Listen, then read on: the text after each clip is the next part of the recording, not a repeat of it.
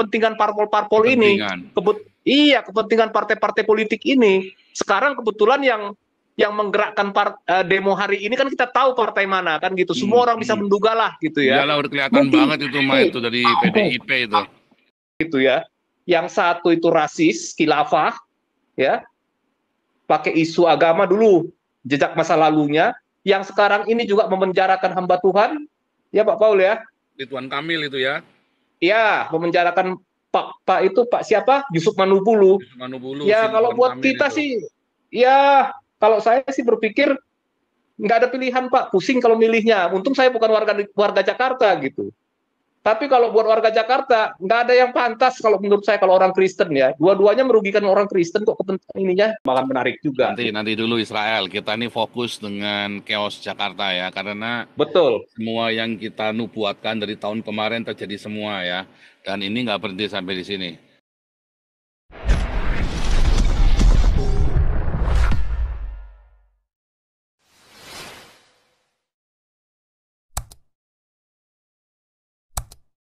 Di Ellen sih, Ompung, kamu lagi? Ompung Toba.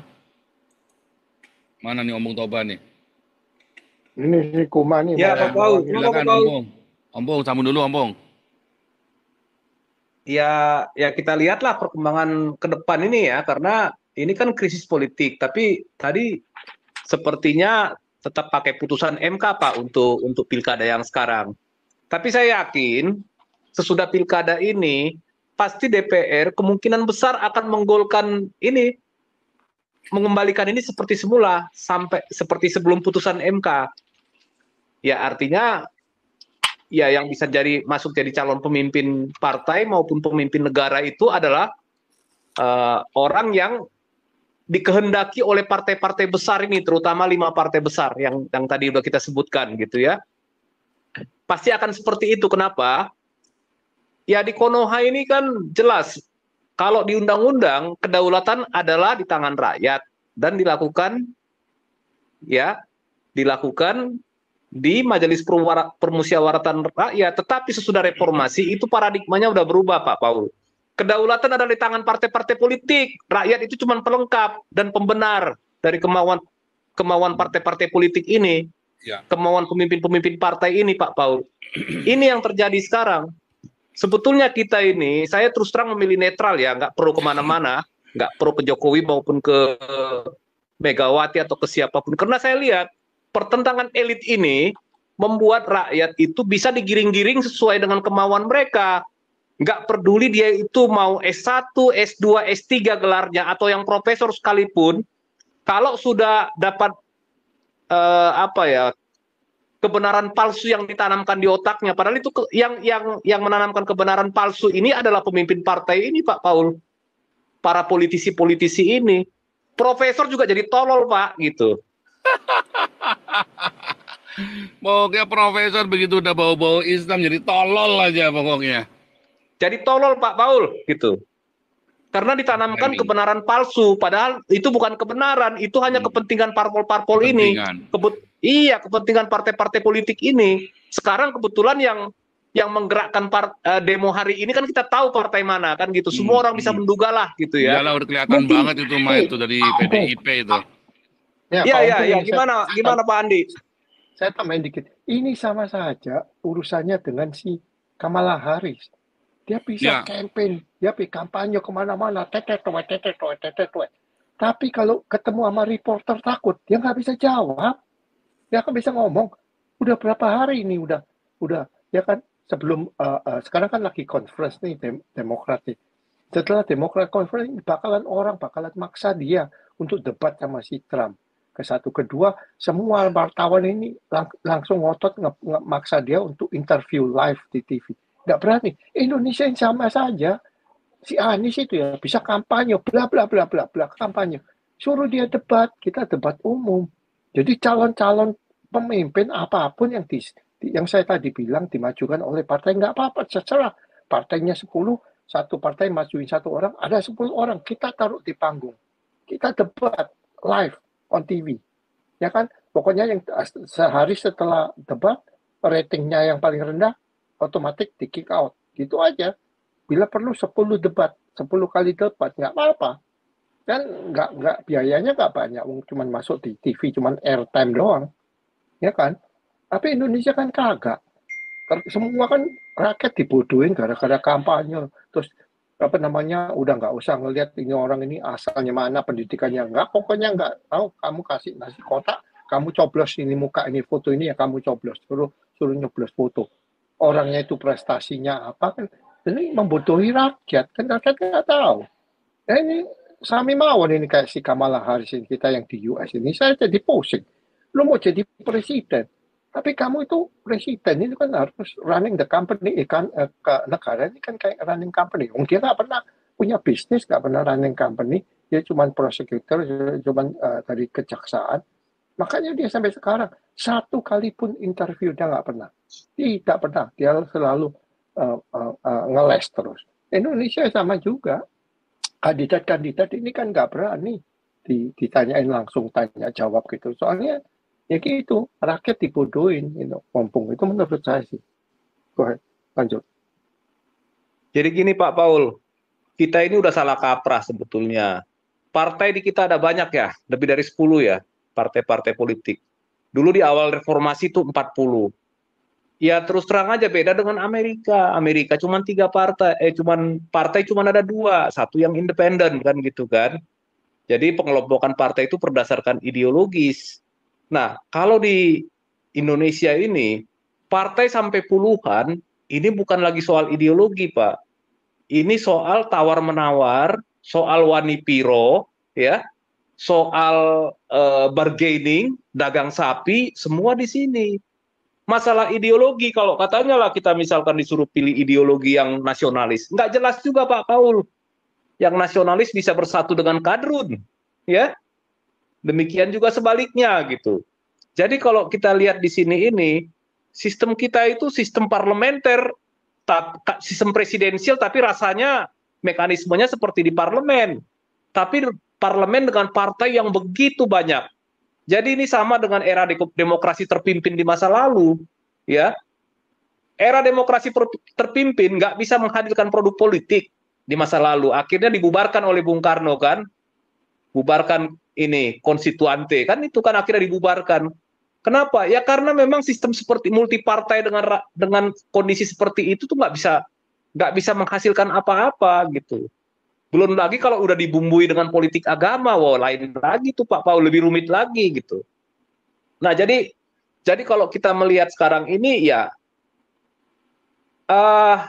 saya sih pesimis ke depannya gitu. Ya berbeda, dulu kan Pak Harto sudah berusaha menyatukan fusi partai-partai di tahun 1971 atau 1972 ya, menjadi hanya 3 kelompok gitu ya. Meskipun sayangnya dia dalam pelaksanaan pemilunya agak sedikit aneh ya, tapi paling tidak idenya sudah benar dari awal gitu, dengan fusi partai-partai itu. Tetapi dengan reformasi, semua orang bebas bikin partai. Artinya, kita pun bisa bikin partai, Pak Paul, kalau punya uang, Pak.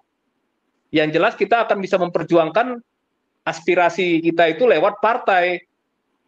Nah, para pemilik perusahaan, para oligarki juga bikin partai, Pak Paul. Siapapun yang punya dana bisa bikin partai. Bisa membentuk opini masyarakat melalui apa? Melalui media yang dikuasainya gitu. Jadi kalau melihat kondisi sekarang ini, ya ini sebenarnya hanya persaingan dari para elit. Yang diuntungkan dari reformasi 98 itu adalah para elit politik. Mereka bebas menduduki jabatan-jabatan di DPR, di pemerintahan. Kalau rakyat justru nggak berubah nasibnya, ya gitu-gitu aja Pak Paul. Ya. Kita itu ya, rakyat jelata itu hanya jadi alat para elit ini. Demikian juga hari ini. Orang demo-demo itu ya bukan memperjuangkan kepentingan dirinya, kepentingan elit politik, kepentingan ketua partai, kepentingan partai-partai politik yang bobrok ini Pak Paul. Terus terang aja gitu. Ini kan sebenarnya kan karena keputusan mereka membuat batas threshold daripada calon pemimpin itu 20% di masa lalu. Akhirnya yang terjadi sekarang deadlock, apalagi tiba-tiba ada Kim Plus, ya udah mati. Jadi akhirnya satu pasang calon melawan kotak kosong. Nah, akhirnya ini dibuka ini kota ini oleh MK supaya jangan melawan kota kosong. Tetapi apa yang terjadi? Krisis politik. Ya, analisanya seperti itu, Pak Paul. Nah, sebetulnya sih saya nggak terlalu tertarik ya bahas politik dalam negeri, lebih suka bahas geopolitik luar sebenarnya. Tapi karena ngelihat, ya jangan sampai suara orang Kristen ini dipakai-pakai memilih orang-orang yang nggak benar gitu ya. Yang satu itu rasis, khilafah, ya, pakai isu agama dulu, jejak masa lalunya. Yang sekarang ini juga memenjarakan hamba Tuhan, ya Pak Paul ya. Ridwan Kamil itu ya. Ya, memenjarakan Pak itu Pak siapa? Yusuf Manubulu. Yusuf Manubulu, Ya kalau Ridwan buat Kamil kita itu. sih, ya kalau saya sih berpikir nggak ada pilihan Pak, pusing kalau milihnya. Untung saya bukan warga Jakarta gitu. Tapi kalau buat warga Jakarta nggak ada yang pantas kalau menurut saya kalau orang Kristen ya. Dua-duanya merugikan orang Kristen kok kepentingan ininya rekam jejaknya gitu. Ya paling ada satu calon independen, tapi saya nggak gitu yakin bisa menang. Tapi ya itu ya kalau kita mau lepas dari dosa dalam memilih orang yang pro khilafah ya paling milih itu Pak Paul gitu. Kita lepas dari perasaan bersalah gitu. Ya, satu lagi Om Pungki, aku nggak setujunya kenapa? Banyak gereja-gereja itu yang menolak ngomongin mengenai politik. Itu salah. Kamu nggak bisa mempengaruhi seseorang untuk memilih seseorang. Itu betul. Tapi kamu harus mengajar jemaat kamu itu berpolitik. Itu yang saya nggak setuju. Kan gereja-gereja semua banyak yang nolak. Oh, kita nggak ngomong politik di sini. Enggak. Kita bisa ngomong politik, tapi kamu tidak bisa mempengaruhi jemaat kamu untuk memilih seseorang. Itu benar. Jadi, nggak tahu lah, politik di dalam gereja juga mereka rasa seperti tabu ya. Nggak pernah diomongkan, nggak pernah didiskusi. Harus. Rakyat itu harus diedukasi secara politik. Ya kan? Ya, nanti jadinya ya begini. 36 tahun, 40 tahun diganti 36 tahun. Ya, enak. Ya, ndasmu-ndasku itu katanya Pak Tobing kan gitu. Repot. Jadi betul, gereja, Pak, betul ya. Ya, gereja harus mengedukasi jemaatmu mengenai political situation di dalam negara kamu tinggal. Tapi jangan memaksa untuk memilih seseorang atau memilih satu partai. Itu hak jemaat kan gitu. Ini kita lihat juga kesalahan kita juga lah orang-orang Kristen, kesalahan gereja, kesalahan pendeta juga lah. Jadi sekarang maksudnya gimana? Nasi udah jadi bubur ya udahlah kita terima aja apa yang terjadi ya kita bottom line kita harus jaga-jaga keluarga kita sendiri, keluarga terdekat kita itu aja deh. Udah nggak usah mikirin negara, mikirin keluarga sendiri aja kan gitu. Oke deh, lanjut. Ya itulah ya Pak Paul, makanya ya melihat situasi hari ini kan kita juga, aduh, bagaimana mau maju kayak begini, investor nggak akan ada yang mau masuk. Nah tapi kalau saya melihat ya itu sekarang dengan keputusan ini ya mungkin besok akan mendaftar lah, PDIP akan mencalonkan si Anu gitu ya, yang dulu main sangat kental dengan politik agama ya, sangat kental dengan politik agama dan ya termasuk mendiskreditkan orang Kristen juga gitu ya. Nah, kalau saya sih mikir ya silahkan aja kalau orang Kristen yang dari PDIP mau milih yang begitu, tapi dia punya rekam yang tidak menguntungkan juga buat orang Kristen. Gitu. Demikian juga yang satunya lagi memenjarakan ini Pak Pendeta kan gitu ya. Ya makanya ya kalau kita nggak punya pilihan Pak. Nah inilah masalahnya kalau misalnya pemimpin itu ya ditentukan oleh partai-partai politik. Rakyat tuh nggak bisa punya pilihan, ya hanya ngikut-ngikut gitu aja Pak, gitu.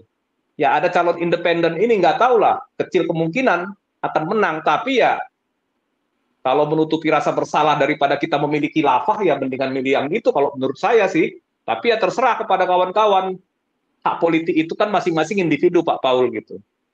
Oke Pak, mungkin yang lain mungkin mau menambahkan, ya itulah kira-kira pengamatan saya hari ini. Kalau mengenai Israel kita bahas mungkin besok atau lusa lagi lah gitu, ada perkembangan menarik juga. Nanti dulu Israel, kita ini fokus dengan chaos Jakarta ya, karena betul semua yang kita nubuatkan dari tahun kemarin terjadi semua ya, dan ini nggak berhenti sampai di sini. Tapi ini ada Suwarda APD, terima kasih buat taburannya untuk Project Eropa. Yokus Eiloi, terima kasih buat taburannya Project Eropa. Miki KS, buat sinagog N26 di Nederland. Terima kasih Miki KS dari Jepang. God bless you. Oke, Kuma, silakan Kuma.